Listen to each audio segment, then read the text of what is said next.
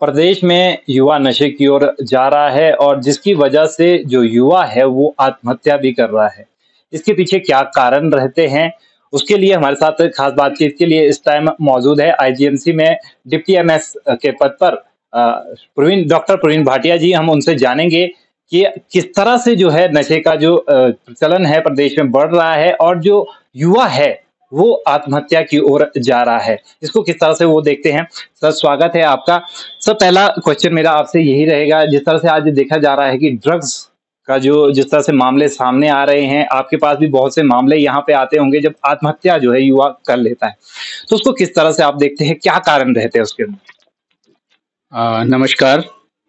नशा जो है वो बहुत ही एक ज्वलंत विषय है आजकल के सिनेरियो में। तो जैसा कि आपने सवाल किया, मैं डी एडिक्शन पे पिछले 15 सालों से बहुत काम कर रहा हूँ। तो इसमें हमने ये देखा है कि there is a direct relation between addiction and crime. नशाखोरी और अपराध में एक बिल्कुल सीधा रिश्ता है। कोई भी बच्चा जो है जब नशे में पड़ जाएगा, एडिक्ट हो जाएगा, तो अगर उसको नशा ना मिले तो उसको विथड्रॉल सिम्पटम्स आते हैं और वो विथड्रॉल सिम्पटम्स बहुत पेनफुल होते हैं। तो विथड्रॉल सिम्पटम से बचने के लिए फिर बच्चे को नशे की डोज दोबारा लेनी पड़ती है। तो जब विथड्रॉल सिम्पटम्स जब आने लगते हैं तो बच्चे को जो है उसमें किसी को भी जो भी एडिक्ट है उसको मृत्यु तुल्य कष्ट होता है। तो मृत्यु तुल्य कष्ट जब होता है तो उस समय आदमी उस डोज को प्रोक्योर करने के लिए कुछ भी कर सकता है। अब उसके पास सामने 2 रास्ते होते हैं, या तो वो किसी भी तरह से उस नशे की डोज अरेंज करे या फिर उसको सामने मौत नज़र आती है, एक दुखदाई मौत नज़र आती है। तो उस दुखदाई मौत से बचने के लिए जो है वो आत्महत्या का प्रयास कर सकते हैं या आत्महत्या कर सकते हैं, क्योंकि बच्चों को जो है वो विथड्रॉल के जो पेन के सिम्पटम्स हैं वो उनसे मौत ज़्यादा ईज़ी नज़र आती है। और जैसा कि आजकल आप समाज में देख रहे हैं, ये नशे में जो शुरू में जो अपराध होते हैं वो होते हैं छोटी-मोटी चोरी-चिकारी। बच्चा पहले अपने घर में चोरी करेगा, अपनी माँ के पर्स से पैसे निकालेगा, बाप के पर्स से पैसे निकालेगा। जब माँ-बाप थोड़े अलर्ट हो जाएँगे, अपने जो है पैसे वो ठीक तरह से रखने शुरू करेंगे, तो उसके बाद बच्चा जो है वो घर की चीज़ें बेचना शुरू कर देगा, अपने वैल्यूएबल्स, अपनी बुक्स बेचना शुरू कर देगा, या घर वालों से झूठ बोलकर जो है वो पैसे ऐंठेगा। कभी बोलेगा कि स्कूल में ये मंगवाया है, वो मंगवाया है, कभी वो स्कूल के लिए फ़ीस के बहाने पैसे ले जाएगा और स्कूल में फ़ीस ना देकर जो है उन पैसों से अपने नशे की आपूर्ति करेगा। ये सब चीज़ें जब इन पे भी घर में भी अंकुश लग जाएगा, तो उसके बाद जो है बच्चा फिर जो है वो बड़े अपराध की तरफ अग्रसर होता है। जैसे स्ट्रीट में अंधेरे में किसी की चेन स्नैचिंग, औरतों का पर्स की स्नैचिंग, या फिर जितने आजकल ये दूसरे अपराध आप देखते हैं कि लोग जो हैं, जो एडिक्ट बच्चे हैं, वो खड़ी गाड़ियों के शीशे तोड़कर अंदर से सामान चुरा रहे हैं, गाड़ियों के टायर चुरा रहे हैं, गाड़ियों की वो पेट्रोल पाइप तोड़कर वहाँ से पेट्रोल चुरा रहे हैं। ये सारी चीज़ें जो हैं, ये अपनी उस नशे की आपूर्ति के लिए आजकल का युवा कर रहा है। इसके बाद फिर बड़े अपराध हो जाते हैं, या तो जो युवा है वो खुद ड्रग पेडलर बन जाता है। और इसमें सबसे जो ज़्यादा कल्प्रिट आजकल नशा है वो है चिट्टा। क्योंकि चिट्टा, जिसको हम हेरोइन भी बोलते हैं, एक ऐसा नशा है कि उसकी सिंगल डोज से ही आदमी एडिक्ट हो जाता है। अगर आपने एक उसकी डोज एक बार जीभ पे रख ली तो आप एडिक्ट हो गए, आपको अगली डोज की ज़रूरत पड़ेगी ही पड़ेगी। और ये बहुत ही कॉस्टली नशा है। आज से कुछ साल पहले तक इसको जो है बड़े-बड़े फ़िल्म स्टार्स या बड़े-बड़े इंडस्ट्रियलिस्ट यूज़ करते थे, लेकिन आजकल जैसा कि आपने देखा, हमारी जो अपर शिमला की एप्पल वैली है, उसमें पैसा बहुत ज़्यादा है और माँ-बाप, मैं कहूँगा बड़ी दुखदाई बात है कि माँ-बाप बहुत केयरलेस हैं बच्चों के प्रति। बच्चों को खुला पैसा दे देते हैं, लेकिन ये नहीं देखते कि वो कहाँ यूज़ हो रहा है। और आजकल तो लड़कियाँ भी बहुत ज़्यादा इसमें इन्वॉल्व हो रही हैं। और जैसा कि मैंने बताया, जो ड्रग पेडलर्स होते हैं, उनके 2 मुख्य टारगेट होते हैं। एक होता है प्रोटेक्शन और एक होता है पैसा। तो उनको प्रोटेक्शन चाहिए समाज में और उनको पैसा चाहिए। एक भिखारी के बच्चे को कोई एडिक्ट बना देगा तो उससे तो ना किसी को प्रोटेक्शन मिलेगी ना पैसा मिलेगा। तो उनका टारगेट होते हैं बहुत ज़्यादा पैसे वाले अभिभावकों के बच्चे या सोशली जो वेल प्लेस्ड लोग हैं उनके बच्चे। जैसे समाज में कोई बहुत बड़ा कोई राजनेता है, कोई बहुत बड़ा ऑफिसर है, कोई पुलिस अधिकारी है, ऐसे लोगों के बच्चे जो हैं वो पेडलर्स का टारगेट होते हैं, क्योंकि उनको प्रोटेक्शन चाहिए होती है। एक बार उन बच्चों को फ्री में देकर वो एडिक्ट बना लेते हैं और फिर उनसे वो आगे अपराध करवाते हैं, या तो अपनी उस सामान की सप्लाई करवाएँगे या फिर उनसे कोई और अपराध करवाएँगे। ये तो है मेल के साथ। लेकिन जो फीमेल हैं, आप समझ सकते हैं कि female can be misused to any extent.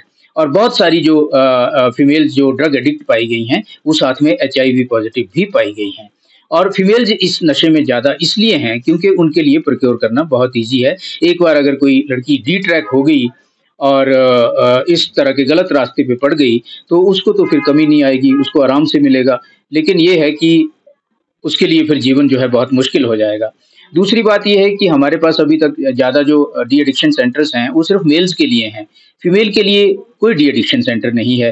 Female को जो है हॉस्पिटल में आकर ही खुलकर ये बताना पड़ेगा अगर वो डी एडिक्शन चाहती है, या उसके अभिभावकों को उसको अस्पताल लाना पड़ेगा और उसको यहाँ एडमिट करवा के उसका डी एडिक्शन का ट्रीटमेंट करवाना पड़ेगा।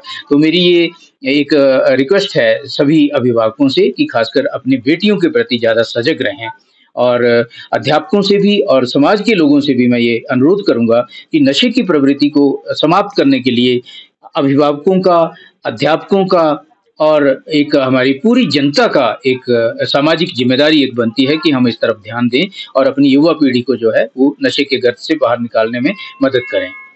अगर बात करें पूरे वर्ष में कितने केसेज़ ऐसे होते हैं जो आपके पास नशे से संलिप्त जो युवक है या फिर जिन्होंने आत्महत्या कर ली है या किसी का मर्डर कर देते हैं, कितने ऐसे केसेज़ आपके पास यहाँ पे पहुँचे? अभी तक मैंने डाटा मंगवाया था 1 जनवरी से लेकर और 19 मई तक हमारे पास जो है टोटल 151 केसेस जो हैं वो जो है वो आत्महत्या के, मतलब जहर खाकर आत्महत्या के या नशे की ओवरडोज के हमारे पास आए थे। और उसमें जो है काफ़ी सारे जो हैं बच्चे भी शामिल थे, male children and female children both. तो एग्जैक्ट फिगर जो है वो अभी हमने कैलकुलेट नहीं किया है, लेकिन मैं आपको बताऊं कि बहुत सारे बच्चे जो हैं वो हमारे पास जो है खुद आते हैं, जिनको हम मोटिवेटेड पेशेंट बोलते हैं, और वो बच्चे खुद आकर रिक्वेस्ट करते हैं कि सर मैं ऐसे ऐसे नशे की गर्त में पड़ गया हूं और इससे निकलना चाहता हूं, कृपया आप मेरा इलाज कीजिए। और कुछ जो लोग हैं उनके माता पिता जो हैं उनको लेकर आते हैं कि हमारे बच्चे की जेब से ये मिला, हमारा बच्चा आजकल जो है बहुत गुमसुम रहता है या बहुत ज़्यादा हंसता बोलता है और इसके जो है स्कूल में इसके ग्रेड्स गिरते जा रहे हैं और ये कई तरह की घर में छोटी-मोटी चोरियों में भी इन्वॉल्व्ड है। तो अभिभावकों को पता लग जाता है, आजकल सब पढ़े लिखे हैं। तो कुछ लोग पेरेंट्स खुद लेके आते हैं और कुछ ऐसे भी नशाखोर होते हैं कि जिनको बाँध कर उनके रिश्तेदार जो हैं वो लाते हैं ट्रीटमेंट के लिए। मेरा समाज से एक ही संदेश रहेगा समाज के लिए कि साइंस ने बहुत तरक्की कर ली है और डी एडिक्शन ट्रीटमेंट जो है बहुत एडवांस हो गया है। हर तरह के नशे का डी एडिक्शन ट्रीटमेंट अवेलेबल है, लेकिन आप जो है क्वैक्स के चक्कर में ना पड़ें, कोई और वैद्यों के चक्कर में ना पड़ें। ये जो है एक हाईली स्पेशलाइज्ड ट्रीटमेंट है जो it is carried out by highly specialised doctors. तो जैसे आजकल आप अखबारों में पढ़ते हैं, एडवर्टाइजमेंट्स आती हैं कि हमारे से पुड़िया ले जाएं और जो है नशे के आदि को बिना बताए उसके खाने में मिलाएं या पानी में मिलाएं, चाय में मिलाएं और उसको दें और वो नशा छोड़ देगा। ये सारा एक जो है बहुत ही डेंजरस काम है, क्योंकि डी एडिक्शन ट्रीटमेंट में जो मेडिसिन दी जाती हैं उसके साथ जो है नशा अगर आदमी करे, जैसे शराब छुड़ाने की दवा के साथ अगर वो शराब पी ले तो मौत तक हो सकती है। इसलिए ये ट्रीटमेंट जो है कोई वैद्यों का काम नहीं है, कोई क्वैक्स का काम नहीं है, ये हाईली स्पेशलाइज्ड जॉब है and it is to be carried out in a highly specialised de addiction centre, not everywhere.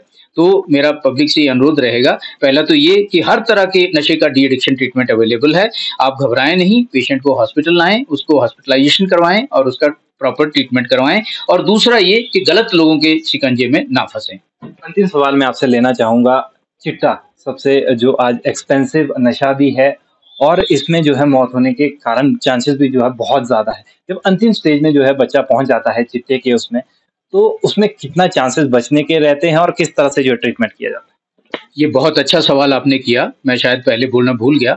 चिट्टा जो है, चिट्टे की एक बहुत खास बात है।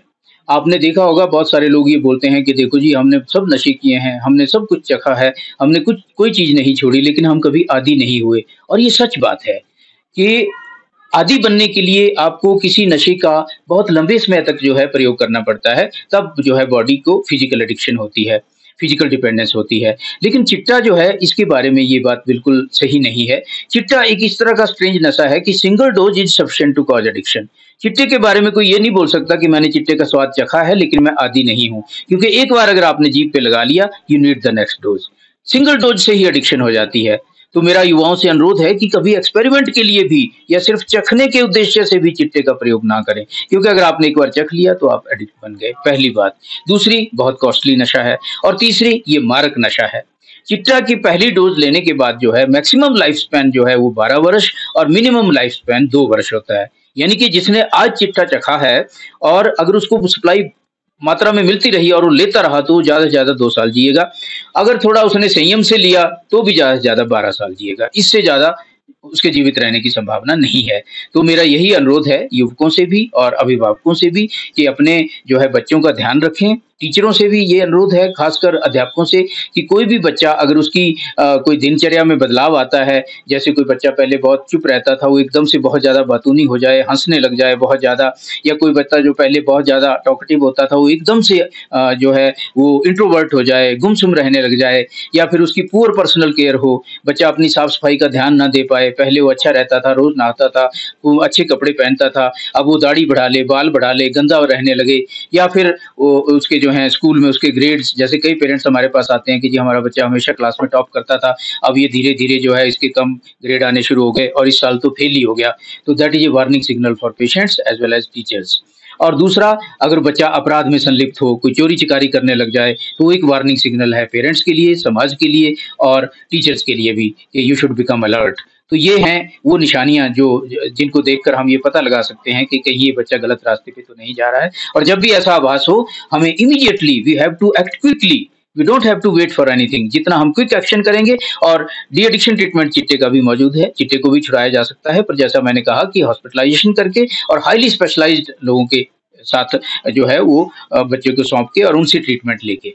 जैसे मैंने आजकल देखा कि जगह जगह डी एडिक्शन सेंटर खुले हैं, उनके पास कोई ट्रेंड आदमी नहीं होता, और कई जगह तो ये सुनने में आया है कि डी एडिक्शन सेंटर्स में ही नशे का धंधा चल रहा है। तो आप हमेशा जो है सरकारी किसी जो है उसके तंत्र के डी एडिक्शन सेंटर में आएं और हाईली स्पेशलाइज्ड जहाँ पे लोग मौजूद हों वहां से अपने बच्चे का ट्रीटमेंट करवाएं। गोल्ड या डायमंड की खरीदारी का सोच रहे हैं तो विजिट करें राजेंद्रा ज्वेलर्स, जो आकर्षक उपहार के साथ देते हैं बेहतर सेवाएं। 916 हॉलमार्क गोल्ड और डायमंड ज्वेलरी, वो भी बहुत कम बनाई की लागत के साथ। हमारे यहाँ आप खरीद सकते हैं शादी के लिए बेहतर डिजाइन से बनी ज्वेलरीज। तो आइए और खरीदारी कीजिए और कीजिए अपने को खुश। राजेंद्रा ज्वेलर, नजदीकी शून्य मंदिर, या कॉल करें 9816130423 9625682430।